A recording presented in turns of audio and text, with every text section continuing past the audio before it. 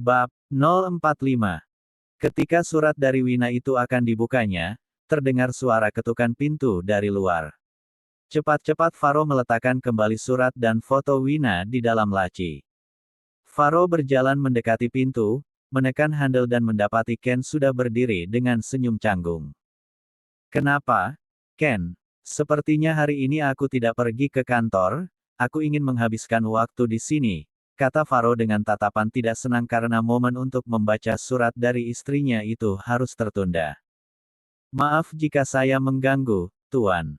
Di luar ada tamu, Tuan Muda," ucap Ken sembari membungkuk sopan. "Tamu? Sepagi ini? Memangnya siapa yang bertamu sepagi ini? Mengganggu saja." Faro menaikkan sudut alisnya karena tidak suka. "Jika itu tidak penting, seharusnya kau belum lupa cara mengusir orang." "Itu, Nona Karissa yang datang, Tuan Muda. Saya tidak punya alasan yang cukup untuk mengusirnya," ucap Ken datar. "Lagi pula Nona Karissa, kan pernah menjadi wanitamu. Mana berani aku mengusirnya," batin Ken. Biasanya Faro akan sangat bersemangat ketika mendengar nama Karissa disebut. Perasaan seburuk apapun akan berubah 80 derajat begitu melihat gadis yang sempat digilainya itu. Namun kali ini Faro terlihat sangat berbeda. Faro hanya menganggukkan kepala dengan ekspresi wajah datar. Tidak ada senyuman. Tidak ada gairah menggebu seperti biasanya. Kemana perginya perasaan cinta yang begitu dalam itu? Sudah hilangkah bersamaan dengan perginya seorang Wina? Ruang keluarga. "Apa kabar, Faro?" Karissa mengulurkan tangannya. Gadis cantik berambut pendek itu terlihat baik-baik saja. Senyum tipis mengembang di bibirnya begitu keduanya saling berhadapan. "Aku, ya, seperti yang kau lihat. Aku tidak dalam keadaan baik-baik saja, Karissa." Menyambut uluran tangan Karissa. "Bagaimana denganmu?" Faro memaksakan diri untuk tetap tersenyum. Mungkin aku juga tidak baik-baik saja, tapi aku harus berusaha agar tetap baik-baik saja, kan?" Karissa tersenyum, senyum itu juga sama seperti Faro. Terlihat dipaksakan. "Aku pikir kita berdua memang sedang menanggung sebuah dosa, mungkin sedang menjalani karma." Karissa menundukkan kepala. "Kau ini bicara apa, Karissa?" Seru Faro tidak suka mendengar kalimat yang diucapkan Karissa. "Duduklah." Faro dan Karissa sudah duduk, saling berhadapan. Tidak ada lagi kemesraan, tidak ada lagi panggilan sayang. Keduanya seperti sedang menerima hukuman dari Tuhan. "Lain kali jangan bicara seperti itu, Karissa. Jika ada yang harus menebus sebuah dosa, maka akulah satu-satunya orang yang harus melakukan itu. Semua ini terjadi karena keegoisanku. Ini bukan sepenuhnya kesalahanmu, Faro. Aku juga terlalu bodoh karena tidak bisa menyadari semuanya lebih awal." Raut wajah Karissa terlihat penuh penyesalan, tangan Karissa mulai meremas tas selempang yang dipangkunya. Sudah, kita tidak perlu saling menyalahkan, lagi pula semuanya sudah terjadi. Kita hanya perlu memperbaiki apa yang bisa diperbaiki." Faro tersenyum, ketika keduanya tidak sengaja saling beradu tatap Karissa segera memalingkan wajahnya. Bagi Karissa tidak ada yang berubah dengan perasaannya, dia tetap mencintai laki-laki yang duduk di depannya itu. Satu-satunya yang berubah hanyalah kenyataan untuk berlapang dada melepaskan cinta pertamanya. Benar ternyata, cinta tak harus memiliki. Mungkin Karissa sudah membuktikan kalimat itu. "Jadi, ada perlu apa kau kemari?" tanya Faro. Dia meraih secangkir kopi yang disiapkan Bibi lalu menyebut pelan. "Aku sampai terkejut mendapat tamu kehormatan sepertimu." Karissa tertawa kecil, mungkin jika dia memilih untuk tetap tinggal di mansion Faro selama 1 hari lagi saja, tentu dia tidak akan menyerah untuk mendapatkan kembali hati Faro. Namun, sekeras apapun Karissa berusaha, kenyataan jika hati Faro bukan miliknya lagi harus dia terima dengan lapang dada. "Hei!" Faro mengibaskan tangannya di depan Karissa. "Kok malah melamun? Ada apa, Karissa? Aku masih sama seperti yang dulu, masih bisa membantumu." "Tidak, Faro. Kau tidak sama lagi, kau mungkin bisa membantuku untuk urusan yang lain. Namun, Untuk urusan hati kau tidak akan bisa membantuku, batin Karissa. Itu. Karissa membuka tas dan mengeluarkan kotak kecil berwarna merah dari sana lalu menyodorkan pada Faro. Aku datang karena ingin mengembalikan ini, Faro. Apa ini? Faro menerima kotak itu. Sepertinya ini bukan milikku. Itu milikmu? Dulu kau memberikan cincin itu padaku, sebelum aku pergi ke Inggris, ucap Karissa terbata. Faro diam. Dia mencoba mengingat kembali kenangan yang sudah berlalu cukup lama itu. Kurang lebih sekitar 3 menit Faro baru mengangkat jari telunjuknya. Ah, iya aku baru ingat. Faro membuka kotak berbahan dasar kaca itu. Di dalamnya ada sebuah cincin yang bertahtakan batu permata. Faro ingat, cincin itu dia pesan khusus di perusahaan perhiasan ternama. Untuk apa kau mengembalikan ini, Karissa? Menyodorkan kembali kotak itu. Ini sudah menjadi milikmu. Tidak. Karissa mendorong kotak itu. Aku tidak berhak lagi atas cincin itu, Faro. Kau ingat apa yang kau katakan saat memberikan cincin itu padaku? Faro kembali diam. Tak berjejakkah aku di hatimu, Faro? Sampai kau tidak ingat pernah melamarku dengan cincin itu, haruskah rasa kecewanya sesakit ini, Tuhan? Batin Karissa. Kau melamarku di bandara dengan cincin itu, aku terima lamaranmu dan semua orang yang melihat bersorak dan bertepuk tangan, ucap Karissa pelan. Mungkin kau sudah lupa, Faro. Namun momen manis itu tidak akan pernah bisa aku lupakan, bahkan seumur hidupku, batin Karissa. Ah, aku minta.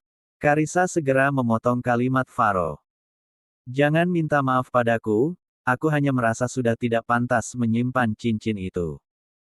Karissa, tidak bisakah kau menyimpannya saja? Simpanlah sebagai kenang-kenangan, pinta Faro. Aku tidak mau, Faro. Menyimpan cincin itu sama seperti memberiku harapan untuk terus mencintaimu. Mendatangkan perasaan serakah ingin tetap memilikimu, ingin mendapatkan lebih dari apa yang tidak bisa aku dapatkan. Tapi, Faro mengeratkan kedua jemarinya. Tidak ada tapi, Faro. Kau simpan saja, mungkin cincin itu tidak cukup layak untuk diberikan pada Wina karena sudah pernah aku kenakan, tapi kau bisa menyimpannya. Kau bisa menjualnya, atau dibuang sekalipun tidak masalah untukku. Karissa menggigit bibirnya yang mulai bergetar. Faro menarik napas panjang dan mengembuskan perlahan. Baiklah jika kau memaksa. Meletakkan kotak itu di atas meja. Kau sudah memutuskan untuk melanjutkan S2 di mana? Belum terpikirkan. Aku masih mencari tahu kampus terbaik di sini. Itu, mungkin kampus Royal bisa menjadi salah satu pertimbangan untukmu. Kampus Royal, bukankah kampus itu milik keluarga Grisam? Dahi Karissa berkerut. Mengapa harus kampus Royal? Memangnya tidak ada kampus lain? Bukankah itu kampus di mana Wina dan Agra kuliah? Batin Karissa. Sekalipun aku tidak suka dengan Agra, tapi aku harus tetap mengakuinya. Kampus itu memang salah satu kampus terbaik di sini, Karissa. Faro tersenyum getir. Baiklah, mungkin akan aku pertimbangkan. Karissa tersenyum tipis. Oh, iya, aku sampai lupa. Bagaimana dengan perkembangan hubunganmu dan Wina? Tidak ada perkembangan yang berarti, kecuali surat gugatan cerai dari Wina yang sudah sampai di tanganku. Faro tersenyum getir, tatapan matanya dalam penuh penyesalan. Apa sudah tidak bisa dibicarakan baik-baik? Sepertinya tidak bisa, jangankan untuk bertatap muka denganku. Nomor teleponku saja sudah dia blokir. Ketika Ken menghubunginya, Wina bahkan tidak suka mendengar namaku disebut. Faro mengendurkan dasinya. Tidak ada tempat lagi di hati Wina untukku, Karissa. Berjuanglah, Faro. Karissa mencoba menyemangati. Kau belum kalah, jika belum ketuk palu artinya kau masih memiliki kesempatan, kan? Imbuhnya. 2 hari lagi adalah jadwal mediasi, aku akan berusaha sebaik mungkin agar perceraian itu dibatalkan. Syukurlah. Kau harus tetap berjuang, Faro, sebagaimana Wina dulu berjuang untuk tetap mendampingimu walaupun terus kau sakiti, tukas Karissa. Faro tersenyum sedih sembari menganggukkan kepala. Kau terlalu bodoh, Faro. Kau tidak bisa membedakan perasaan kasihan dan cinta, akhirnya kau kehilangan wanita yang benar-benar kau cintai, batin Karissa. Baiklah, karena barang yang ingin aku kembalikan sudah diterima. Aku pulang, iya. Karissa bangun, merapikan pakaian dan mengulurkan tangan. Kenapa buru-buru sekali? Menyambut uluran tangan Karissa. Kesannya aku tidak menyambutmu dengan baik. Apa sih? Aku masih banyak kerjaan. Dah. Karissa melambaikan tangan, memutar tubuhnya dan menjauh dari Faro. Kamar Kinara. Selepas Karissa pergi, Faro kembali ke kamar Wina. Isi surat dari istrinya itulah yang memacu rasa penasaran Faro. Faro duduk di tepi ranjang dan menarik napas dalam sebelum membuka surat itu. Dia yakin itu bukan surat cinta sehingga dirinya akan berbunga-bunga. Mungkin saja setelah membaca surat itu dia akan terluka semakin dalam, tapi dia tetap harus membacanya. Kepada Faro Wirawan. Surat ini aku tulis dengan berurai air mata dan tangan bergetar hebat. Jika surat ini sudah kau baca, itu artinya aku sudah tidak ada lagi di sisimu. Kau tahu kenapa? Karena berada di sisimu sangat menyakitkan untukku. Sebelum memutuskan untuk menyerah, aku pernah memilih sakitnya bertahan. Tapi kau hinakan aku, kau caci aku, kau sakiti tubuhku, bahkan kau asingkan aku selayaknya aku ini musuhmu yang menjijikan untuk kau dekati. Faro, tidakkah kau ingat aku ini gadis baik-baik sebelum kau nikahi? Kau minta aku dari orang tuaku, kau bawa aku ke istanamu. Lalu, kau perlakukan aku layaknya pembantu. Tidak. Pembantu di rumahmu bahkan diperlakukan lebih baik dari diriku. Faro, apa kau pernah berpikir jika aku ini tulang rusuk yang harusnya kau luruskan perlahan? Bukan kau patahkan dengan keegoisanmu dan sikap aroganmu itu. Kau siksa aku, tidak hanya batinku tapi juga lahirku. Kau tampar aku, kau pukul, kau cekik. Apa kau menikahiku untuk dijadikan tempat berlatih ototmu? Dengan kejamnya kau tuduh aku selingkuh, kau renggut paksa kesucianku. Padahal kau tahu itu tidak dibenarkan, kau mengerti adab menggauli istrimu, tapi kau kesampingkan itu karena di matamu aku hanya gadis murahan yang bersedia naik ke ranjang siapapun demi uang. Setelah kau puas, kau lempar aku ke sana kemari seperti bola. Aku tetap sabar, Faro. Aku masih berharap hatimu terbuka, walau bagaimanapun hubungan kita bukan sesederhana itu. Ikatan yang kita miliki adalah ikatan suci. Aku berharap kesuciannya masih tetap sama, terjaga seperti janjimu dulu kepada ayahku. Ingatkan ketika dengan napas tersengal ayahku memintamu untuk melindungiku, mengasihi, dan mencintai aku yang lemah ini. Kau terima permintaan ayahku, lalu sesudah ayahku tiada kau lupa dengan semua janjimu. Aku tetap bertahan, demi diriku, demi dirimu, demi orang tua kita, dan demi ikatan suci ini. Sampai semua kesabaranku terkikis habis, perasaan kepadamu sudah berubah seutuhnya menjadi perasaan benci. Kau bilang ini bukan anakmu. Kau pikir dengan siapa aku tidur. Dengan tidak berperasaan kau menghinaku selayaknya wanita murahan yang bisa menerima benih dari laki-laki lain. Dan sekarang, bagaimana rasanya setelah aku pergi? Istri yang ingin sekali kau singkirkan sekarang sudah tidak ada di sampingmu. Apa kau bahagia? Kau merasa hidupmu lebih damai? Jika kau tidak bahagia dan hidupmu terasa semakin berantakan, mungkin saja karma dari Tuhan sedang berjalan. Selamat menikmati, kudoakan kau sekuat diriku dalam menghadapi karmamu. Faro memegang surat itu dengan tangan bergetar, air mata mulai menetes. Perlahan dia melipat kembali surat itu, memandangi foto Wina dengan perasaan hancur lebur. Tuhan, aku mohon ampunilah segala dosaku. Ampunilah segala hilafku kepada istriku, aku tidak pernah semenyesal ini selama hidupku. Tolong berikan aku kesempatan Tuhan, untuk menjadi suami yang baik dan ayah teladan bagi anakku. Aku mohon, batin Faro. Selepas kepergian Karissa dari bertamu hari itu, dan perasaan hancur Faro ketika membaca surat dari Wina. Laki-laki itu sudah membulatkan tekadnya untuk merebut kembali hati Wina. Setelahnya Ken benar-benar dibuat sibuk, Faro meminta Ken memesan satu set perhiasan yang memiliki harga fantastis. Tak lupa sepasang cincin yang bertuliskan nama Faro dan Wina. Setumpuk bunga mawar yang dirangkai beserta kata-kata indah di atasnya. Semua itu Faro persiapkan demi hari ini. Martha sangat mendukung niat baik anaknya, dia tak segan membantu apapun yang dibutuhkan Faro untuk mengambil kembali hati Wina.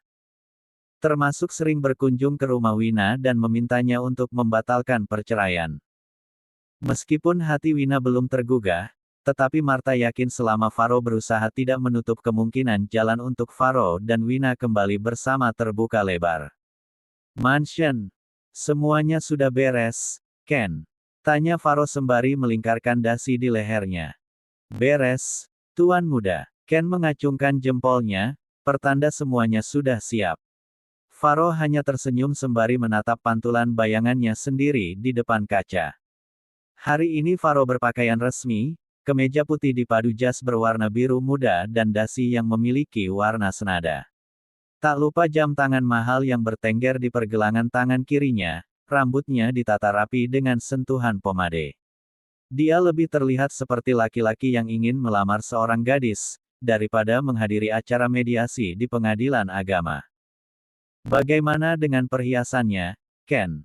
Beres, Tuan Muda. Beruntung kita memiliki beberapa rekan bisnis yang bergerak di bidang perhiasan. Dalam satu hari saja satu set perhiasan bertuliskan nama Tuan Muda dan Nyonya sudah siap.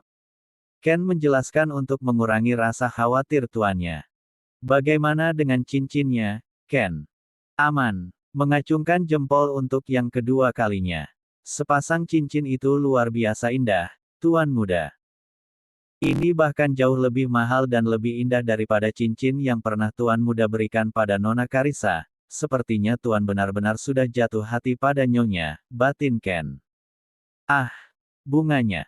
Sudah, Tuan Muda. Semua persiapan sudah beres. Pukul berapa mediasi dilakukan, Tuan?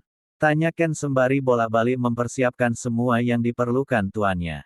Pukul 1 siang, Ken. Aku sudah tidak sabar ingin bertemu dengannya, aku sangat merindukan senyum indahnya, Ken. Apa yang Faro katakan adalah sebuah kebenaran, belum bertemu dengan Wina saja jantungnya sudah berdegup lebih kencang. Entah akan segugup apa nanti, ketika dia berhadapan langsung dengan Wina. Ayo, Ken, titah Faro yang dijawab anggukan kepala oleh Ken. Mobil melaju membelah keramaian kota. Sesekali Ken melirik Faro yang duduk tepat di sampingnya, sepanjang perjalanan Faro sering tersenyum sendiri, terkadang melemparkan pandangan ke sisi jalan, bahkan sering melihat jarum jam di arlojinya. Duduk pun sering bergerak seperti sangat tidak sabar untuk cepat sampai di tempat tujuan. Berapa lama lagi, Ken? Jalanan cukup padat, Tuan Muda. Aku rasa sekitar 15 menit lagi kita akan sampai di pengadilan agama. Ucap Ken yang tetap fokus memperhatikan jalan. Syukurlah. Faro menoleh ke belakang, dilihatnya seikat bunga mawar merah yang sudah siap untuk diberikan pada Wina. Sementara satu set perhiasan itu dia pegang di tangannya.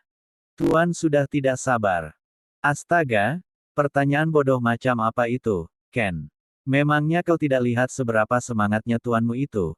Ken memaki dirinya sendiri di dalam hati. Aku sudah mengecewakan Wina selama 5 bulan, Ken. Dan hari ini adalah kesempatan untukku membuktikan jika aku sangat menyesal, ucap Faro lirih. Bola matanya tertuju pada kotak perhiasan yang dia pilih sebagai media untuk membuktikan kesungguhan niatnya. Semoga semuanya berjalan lancar, Tuan Muda. Kalimat Ken menutup pembicaraan keduanya di dalam mobil, karena saat ini mobil sudah memasuki area parkir di pengadilan agama. Sebelum turun Faro sempat merapikan diri, bahkan merapikan ujung rambutnya yang mencuat keluar. Hari ini dia harus tampil sempurna, tak kurang satu apapun.